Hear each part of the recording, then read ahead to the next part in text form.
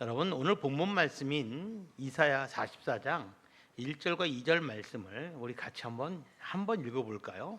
내용을 좀 생각하면서 읽겠습니다. 제가 1절, 여러분 2절 읽겠습니다. 나의 종 야곱, 내가 택한 이스라엘아, 이제 들으라.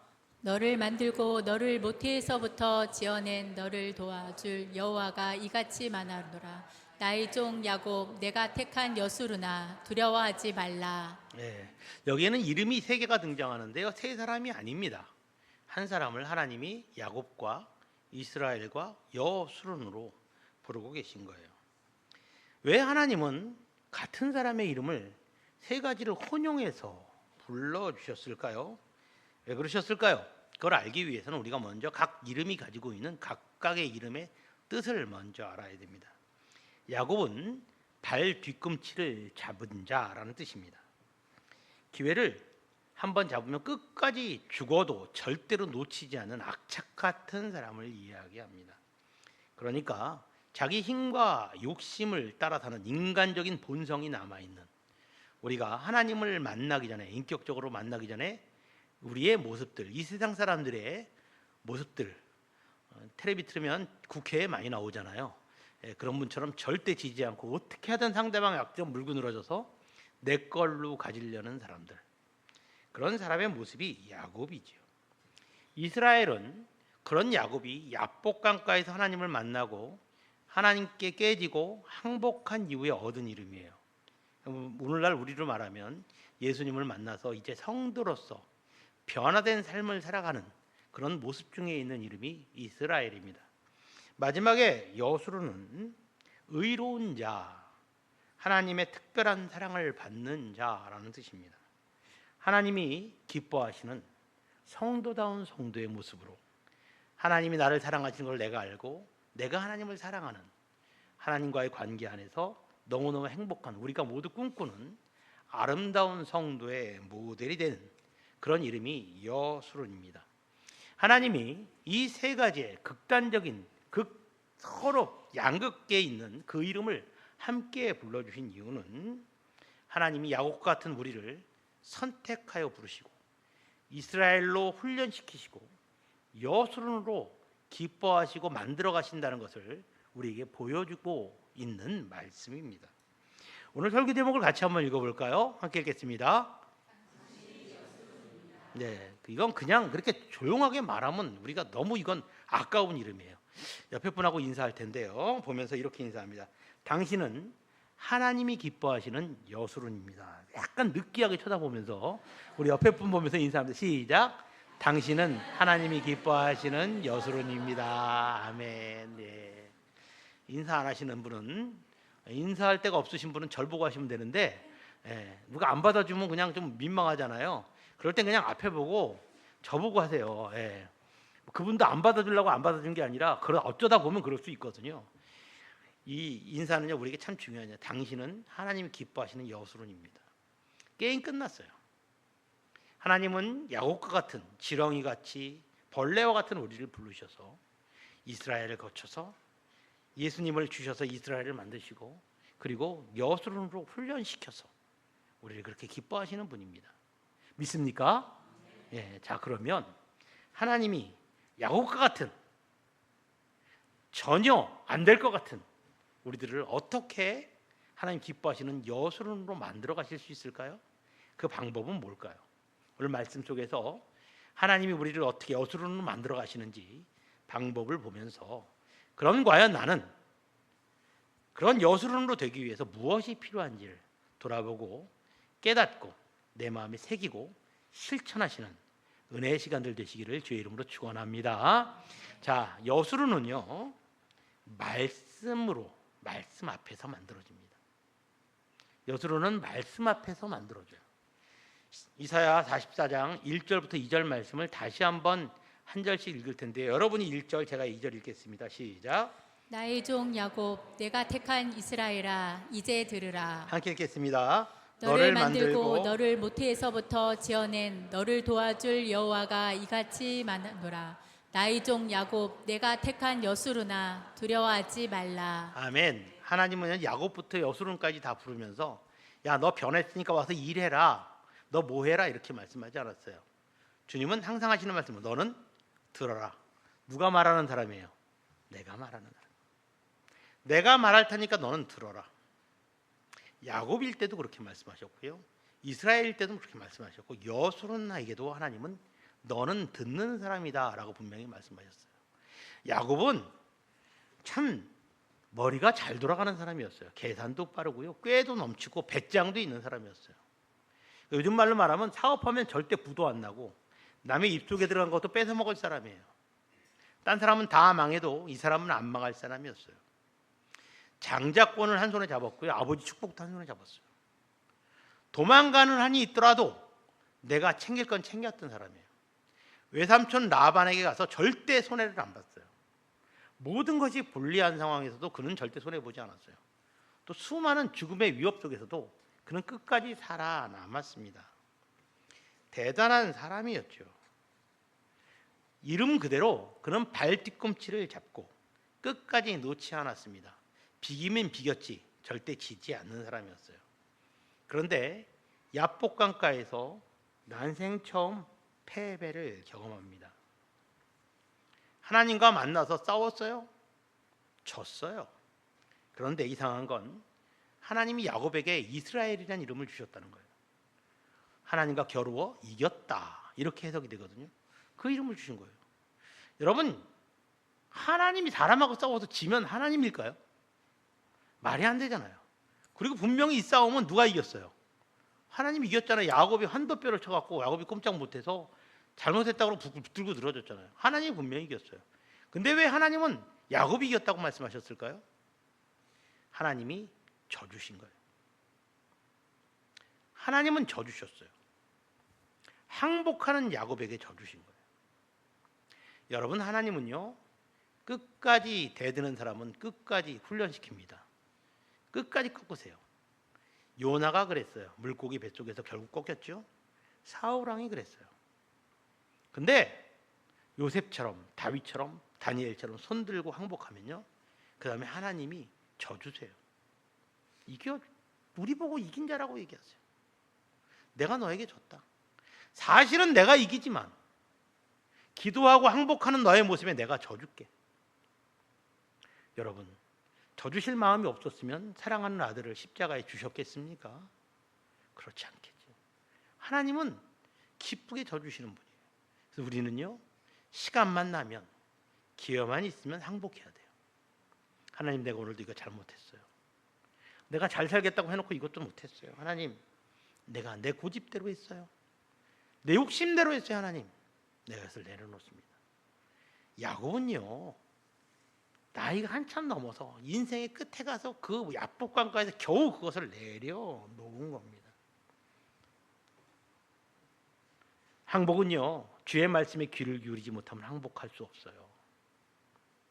하나님께서 하라는 말씀대로 해야지 항복할 수 있어요.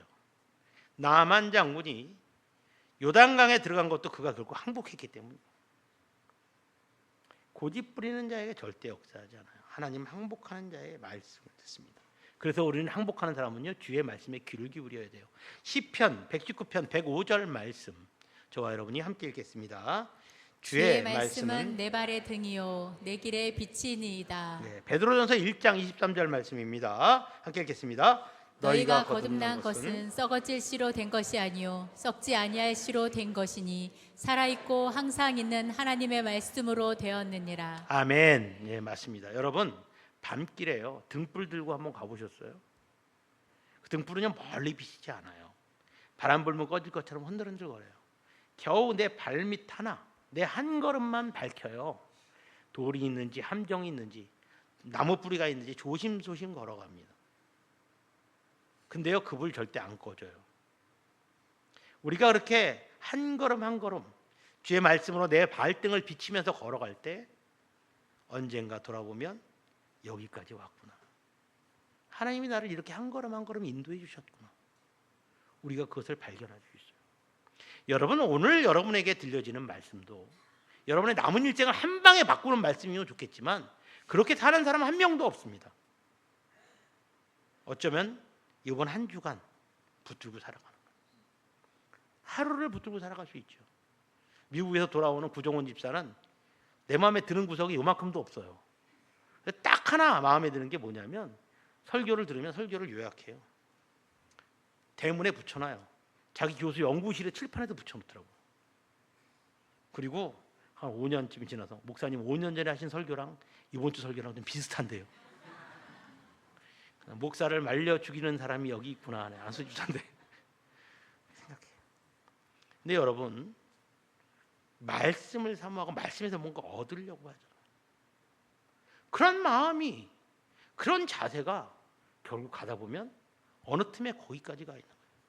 아, 은혜가 되는데 부담되는데 나가서 금방 바쁜 생활에 잊어버리고 말씀에 응답하는 삶일까요? 항복하는 삶일까요? 변화되는 삶이 될 수 있을까요? 하나님의 말씀은요 우리에게 너무나 많은 은혜가 돼요. 여러분 얼마나 많아요? 이렇게 많은데 쏟아지는 장맛빛 속에서 뚜껑 닫아놓은 항아리처럼 하나도 안 들어간다면 그게 우리의 모습이라면 그것처럼 슬픈 일이 어디 있겠냐고요. 그것처럼 슬픈 일이. 말씀이 나를 바꾸지 못하면 그것은 말씀입니까? 내가 말씀에 바뀌지 않으면 내가 성도 맞아요? 그리고 하나님께 나에게 축복을 달라고요? 내 삶을 지켜달라고요? 여러분 우리가 인간적으로 봐도 말이 안 돼요. 내 말을 말마다 무시하고 나를 사람 취급 안 하지 않은 친구에게 내가 무슨 도움을 주겠습니까? 주지 않아요. 당연해요. 사람의 마음이. 하나님은요 그 아들까지 우리에게 주셨는데 우리가 하나님 말씀을 외면하고 무시한다면 어떨까요? 안 되죠. 사랑하는 새롬교회 성도 여러분, 여러분은 지금 무엇을 붙잡고 계십니까? 아직도 야곱처럼 내 고집, 내 경험, 내 계산을 붙들고 살아가고 있지는 않습니까? 아니면 오늘부터라도 살아계신 하나님의 말씀을 내가 붙들겠다고 그렇게 각오를 새롭게 하고 계십니까? 그렇다면 여러분은 하나님이 원하시는 진정한 여수론으로 다시 출발하게 될 줄로 믿습니다. 예. 말씀은요, 여수론은요, 말씀 앞에서 말씀으로 시작된다고 말씀드렸습니다. 여수론은 두 번째로 성령으로 완성됩니다. 여수론은 성령으로 완성돼요. 이사야 44장 3절로 4절 말씀 저와 여러분이 한 절씩 읽습니다. 나는 목마른 자에게 물을 주며 마른 땅에 시내가 흐르게 하며 나의 영을 내 자손에게 나의 복을 내 후손에게 부어주리니 그들이 풀 가운데에서 솟아나기를 시냇가의 버들같이 할 것이라. 아멘.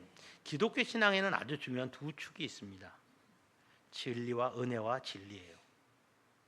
은혜와 진리는 기독교 신앙의 대표적인 것입니다.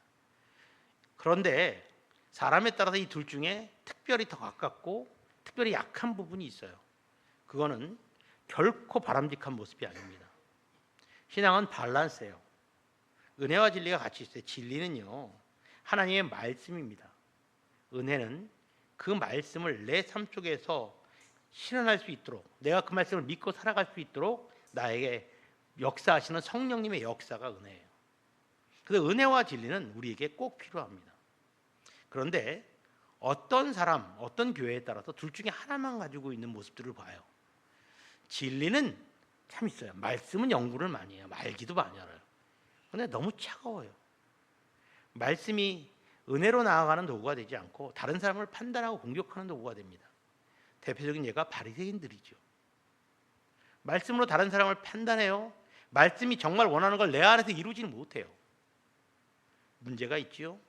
또 반대로 은혜만 충만한 곳이 있습니다. 그래서 이게 내 감정의 결과인지 정말로 성령님의 역사인지 말씀으로 판단을 안 해요. 그래서 감정에 휘둘리거나 무분별하게 비진리에 휩싸여 버립니다. 한국 교회가 한때 신천지에 굉장히 많이 공격을 당했어요. 신천지에 공격당한 대표적인 교회들은 기도만 하는 교회들이었어요. 여러분 기도만 하면 하나님이 지켜주시지 않을까요? 분별할 수가 없어서 안 되죠. 은혜와 진리는 밸런스가 맞아야 돼요. 둘 다 같이 있어야 돼요. 그래서 요한복음 1장에 14절인가요? 예수는 은혜와 진리가 충만하더라. 이렇게 분명히 말씀하고 있어요. 예수님으로 인해 시작된 교회가는 뭐가 충만해야 된다고요? 은혜와 진리가 충만해요.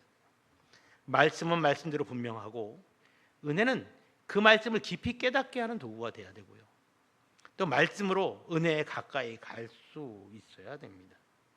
둘 중에 하나만 가지고는 아무것도 안 되고 성령의 은혜를 체험하지 않으면 결국 말씀의 등불이 꺼지게 돼요.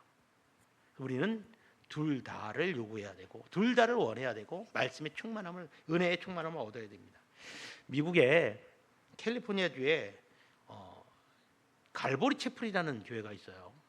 척 스미스라는 목사님이 30년 전에 40년 전에 개척하신 교회인데 캘리포니아주에서 제일 큰 교회고 미국 전역에서 세 번째로 큰 교회입니다.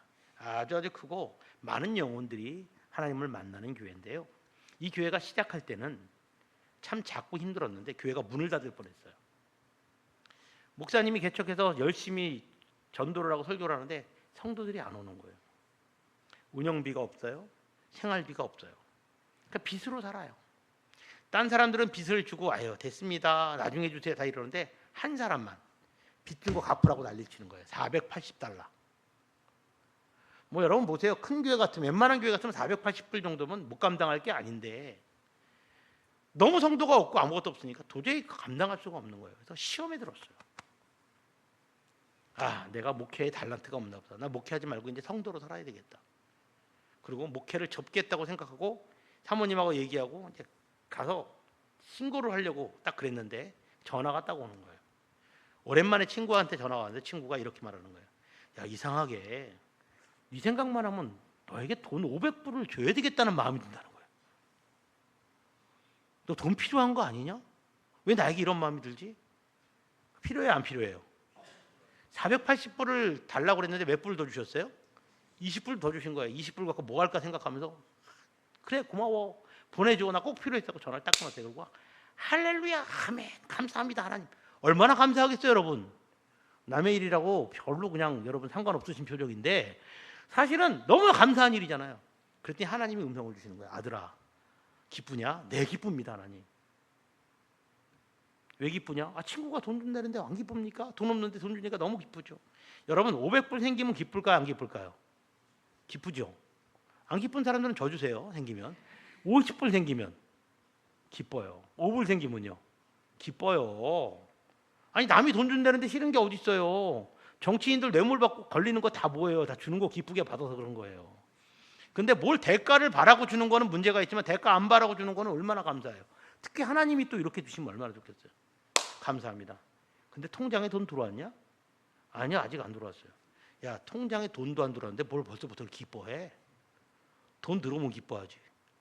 그러니까 살짝 기분이 나쁜 거예요. 척 스미스 목사님.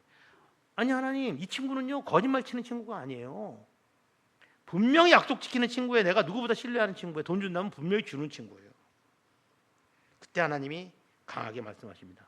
너는 친구 말은 그렇게 많이 믿으면서 내가 성경에 이렇게 수없이 얘기한 내 얘기는 왜 믿지 못하고 있었어? 내가 네 친구보다 못한 거야? 그 순간에 머리를 망치로 맞은 것 같아요. 척 스미스 목사님이 감사했던 건 뭐예요? 하나님이 내 방식대로 역사한 걸 감사하고. 자기는 하나님 말을 믿은 게 아니에요. 돈 주는 친구 말을 믿은 거예요. 좋습니까 친구가? 줄지 안 줄지 어떻게 알아요? 세상에 변수가 얼마나 많은데. 사업해 보신 분들은 알 거예요. 돈 나온다고 그러고 안 나오는 날 얼마나 많은지. 아마 공감하시는 분들이 있을걸요. 저도 옛날에 해봐서 알아요. 잘 될 것 같죠? 가다가 한순간에 삐끗하면요 어디서 빵꾸 나는지도 모르게 빵꾸가 납니다. 하나님이 말씀하세요. 너 누구를 더 사랑하는 거야? 누구 말을 더 믿는 거야? 그 순간 깨달았어요. 하나님 내가 말씀을 가르친다고 하면서 말씀보다 눈에 보이는 형편을 믿고 살았습니다. 말씀을 믿는다고 했던 것이 아니라 뭘 믿었던 거예요? 형편을 믿었던 거예요. 없으면 없는 것을 믿었고 준다면 준다는 말을 믿었고. 근데 여러분 정말 변하지 않고 신실하신 분은 누구밖에 없습니까? 하나님밖에 없어요. 신실하신 하나님. 그분이 주신다면 주는 거예요. 그분이 원하실 때 그분이 가장 좋은 방법으로 주시는 거예요. 내가 하나님 잘못 믿었습니다. 앞으로 내가 말씀을 전할 때는 반드시 믿고 전하겠습니다. 기도하는 순간에 성령님이 강력하게 역사하셨어요. 그 이후부터 메시지가 달라졌어요. 믿음이 강조가 되고 성령의 역사가 나타나기 시작했습니다. 갈보리 채플이 수많은 성도들이 나오는 교회로 성장하게 됐습니다. 스가랴 4장 6절 말씀입니다. 우리 한번 읽어볼까요? 함께 읽겠습니다. 그가 내게 대답하여 이르되 여호와께서 스룹바벨에게 하신 말씀이 이러하니라. 만군의 여호와께서 말씀하시되 이는 힘으로 되지 아니하며 능력으로 되지 아니하고 오직 나의 영으로 되느니라. 아멘. 제가 지난주에 강화도 갈멜산 기도원의 집회를 인도하고 왔습니다. 여러분이 기도 많이 해주셨죠? 근데 이제 강화도 갈멜산 기도원이 제가 1년에 한 번씩 저를 불러주시는 것 같아요. 근데 이제 여름철에는 피크 타임이에요.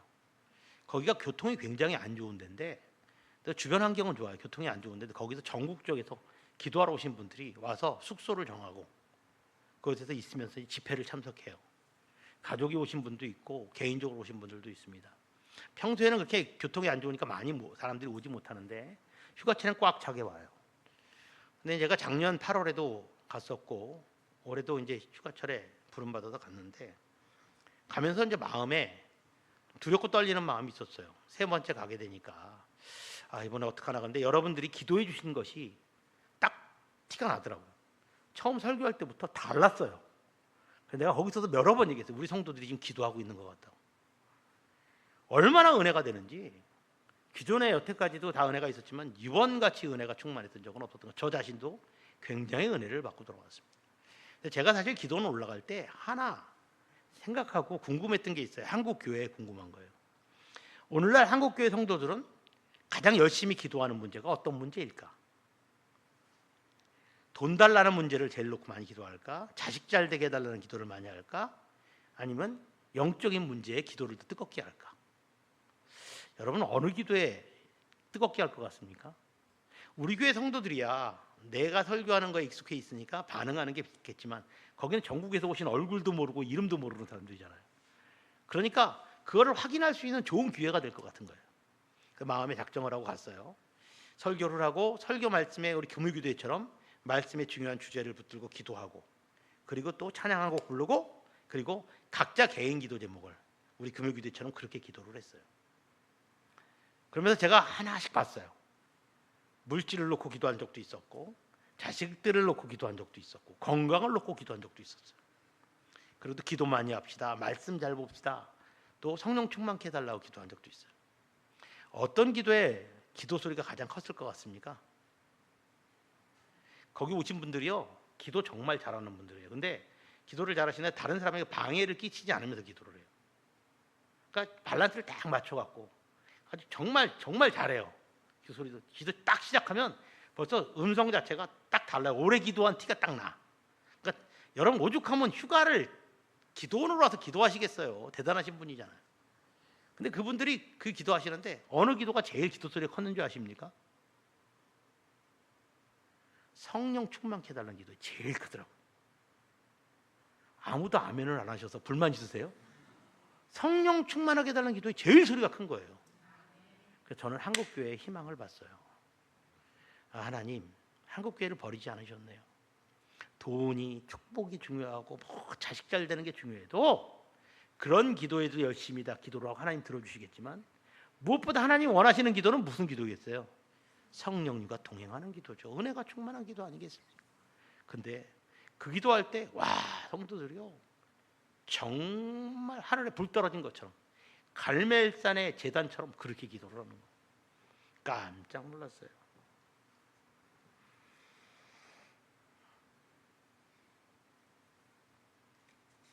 저는 그 모습을 보면서 참 마음의 은혜를 많이 받았습니다. 하나님 한국교회에 아직도 불씨를 끄지 않아서 감사합니다. 지켜주시고 이제 국가 경제가 오르락 내리락 하는 걸 보면서 덧없다는 것을 알게 하여 주옵소서. 그렇게 기도를 했어요. 오늘 설교 제목을 같이 한번 읽어볼까요? 우리 함께 읽어보겠습니다. 당신이 여수론입니다. 오늘 본문 말씀을 통해서 우리는 두 가지를 확인했습니다. 여수론은 말씀 앞에서 만들어지지요. 야곱이 하나님께 항복했을 때 하나님은 그를 실패자가 아닌 이긴 자로 이스라엘로 불러주셨습니다. 우리도 내 뜻과 고집을 내려놓고 말씀 앞에서 항복할 때 그 자리에서 여수론으로 달라질 줄로 믿습니다. 그리고 여수론은 성령으로 완성된다고 말씀드렸습니다. 우리의 삶과 믿음 위에 하나님의 영이 임하실 때 죽은 것 같았던 내 안에 말씀이 살아나고 그 말씀으로 인해서 풍성한 영적인 강물이 우리 안에 흐르게 될 줄로 믿습니다. 사랑하는 새롬교회 성도 여러분, 여러분은 지금 어디에 서 계십니까? 아직도 세상의 발뒤꿈치를 붙들고 신음하고 있는 야곱의 자리에 있습니까? 아니면 말씀 앞에 항복하고 성령님의 충만함을 위해서 채워져가는 여수론의 자리에 있습니까? 지금까지, 오늘까지, 이 예배 전까지 1분 전까지라도 내가 야곱의 자리에 있어도 상관없습니다. 이제 하나님, 내가 여수론의 자리에 서기를 원합니다. 말씀 앞에 항복하고 성령으로 충만한 자의 삶을 살기를 원합니다. 그렇게 각오하신다면 하나님이 주시는 약속의 말씀을 보겠습니다. 오늘 본문 말씀인 이사야 44장 마지막 절 5절 말씀입니다. 우리 함께 읽겠습니다. 한 사람은 이르기를 나는 여호와께 속하였다 할 것이며 또 한 사람은 야곱의 이름으로 자기를 부를 것이며 또 다른 사람은 자기가 여호와께 속하였음을 그의 손으로 기록하고 이스라엘의 이름으로 존귀 여김을 받으리라. 아멘. 이 말씀의 포인트는 뭡니까? 여호와께 속한 자는 존귀히 여김을 받을 것이다. 믿습니까? 우리는 여호와께 속해야 될 줄 믿습니다. 우리 다시 한번 옆에 분하고 인사할 텐데요. 당신이 여수론입니다. 이번에는 그 사람을 향해 축복하는 마음으로 인사 다시 한번 하시고요. 만일 안 받아주시면 저한테 하시면 됩니다. 우리 인사하겠습니다. 당신이 여수론입니다. 당신이 여수론입니다. 기도하겠습니다.